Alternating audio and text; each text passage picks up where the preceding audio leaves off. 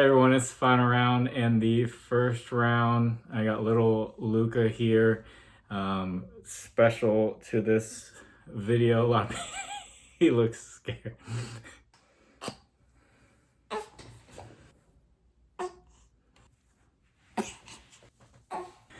Well, that didn't last very long. All right, so I'm back. So I made a video and news dropped as soon as I pressed publish for the video that Luka Doncic was going to be off his minutes restriction.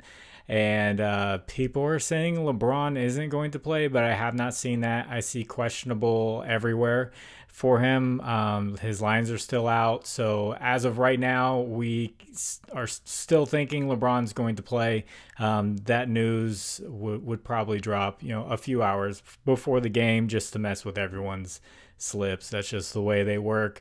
So I had to kind of readjust because I had Luka's under due to a minutes restriction and due to how the Charlotte Hornets have been playing perimeter defense versus guys taking threes on the arc, and they're one of the best over the past month. And that's where Luka gets a lot of his points, just jacking up threes. So that is still going to be a really tough matchup for him. And if LeBron is out, he's going to the shooting percentage may be pretty low for him, but the volume is definitely going to be there. So this video is for Wednesday's one game. I have spent a couple hours after I took the video off just looking for something that I'm like, okay, I like this, and I'm pretty sure I picked this guy back before this game was rescheduled due to the wildfires because he was going back home to LA or around LA, and it's Lamelo Ball over 34.5 points, rebounds, and assists. So he's returning from injury, and he's done this before multiple times this year where he returns from injury. They never put him on a minutes restriction. I think it's because they're kind of a tanking team, and it's not like they really need to work him back in. It's like, keep him out until he's just ready to go completely, and then put him out there playing for 35 plus minutes. Just let him go. No need to be safe with him. You can keep him out, lose games. You don't need him to play 20 minutes and all that. So the last time he got injured against the Lakers, he played the Lakers.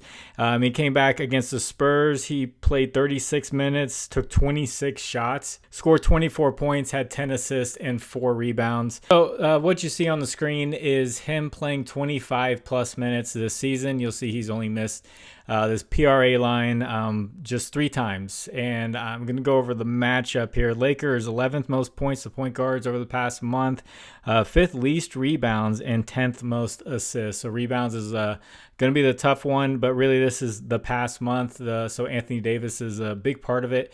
It's going to take a while to gauge, where every team is at since the trade deadline, especially the Lakers and their defense with Anthony Davis gone.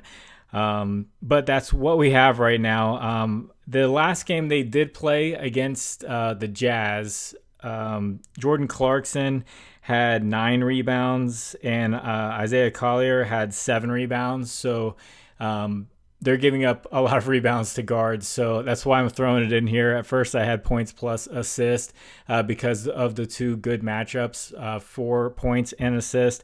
But then I saw, they give up, 7 rebounds and 9 rebounds to the 2 starting guards for the Jazz, and then you put that on top of the Charlotte Hornets and their perimeter defense. I know you probably didn't see that previous video I put out there, but pretty much over the past month, the Charlotte Hornets have given up the lowest percentage from the 3-point line that's not the corner shot. And they have allowed just the second fewest from that arc. So a lot of those games have been without LaMelo Ball, but some have been with him there, and they're playing good defense there. So if we have Luka there chucking up a bunch of threes, or we have a Rui Hachimura struggling from the 3-point line, or Austin Reeves or whoever, those missed 3-pointers are going to be long rebounds, which are going to go to your guards. That's why I'm leaving the rebounds in there for just +4 from the points assist line, so I'm not too worried about it. So I don't mind adding rebounds in there. And then with assists, with Mark Williams returning, I checked to see how he's done with Mark Williams.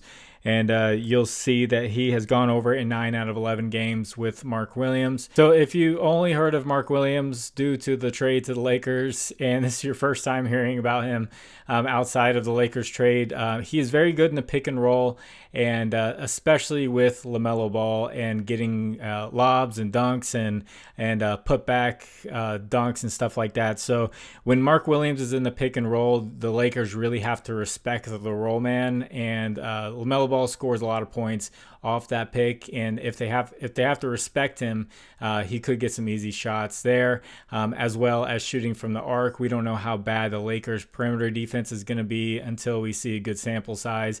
If LeBron's out, like a lot of people are saying he's out, and then you just have Luka Doncic out there on the perimeter, and Austin Reeves, and then you're bringing in Dalton Connect, you're giving him more minutes than he would normally get, then yeah, perimeter defense might start looking pretty bad.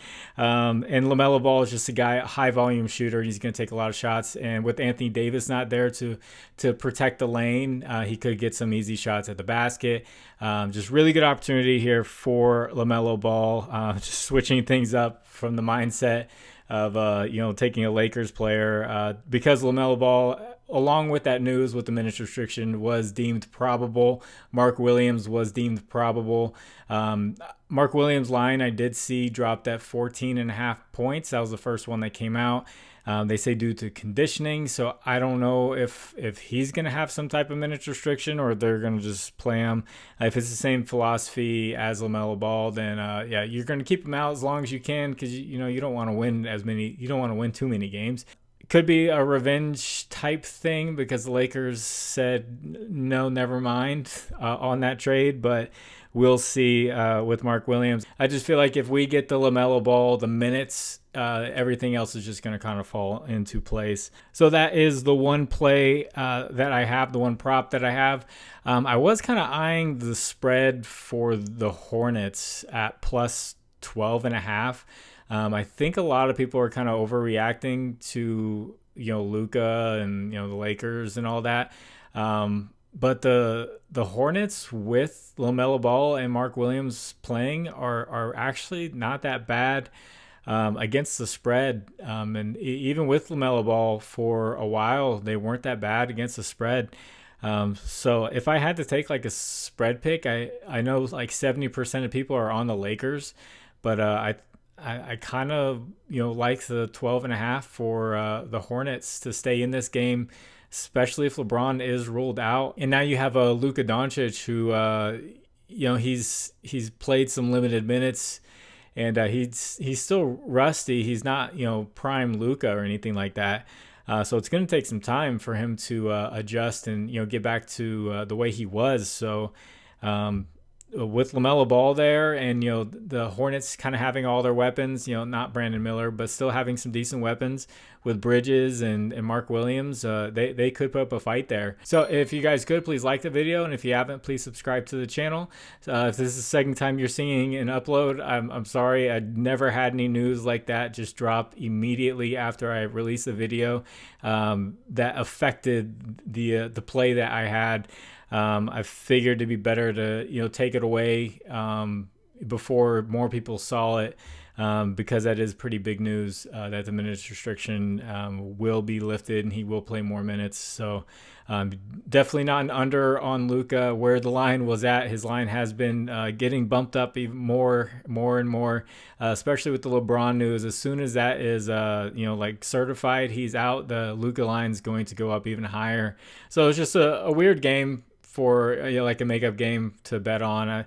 I would just say take it light. We have a big slate on Thursday, and I'll be looking at all those lines tomorrow and putting out a video tomorrow night. So I'm going to get this edited and get it out to you. Also, if you haven't joined the Discord, it is free. You just discuss lines, bring your research, talk with everyone else and their research and all that. And it's just a good time, a good place. I threw out a college basketball parlay because we didn't have anything, just with a little bit of outlier research, looking for some 3-point props, just some easy ones on Prizepicks, and ended up hitting this. And I don't know how many people tailed, but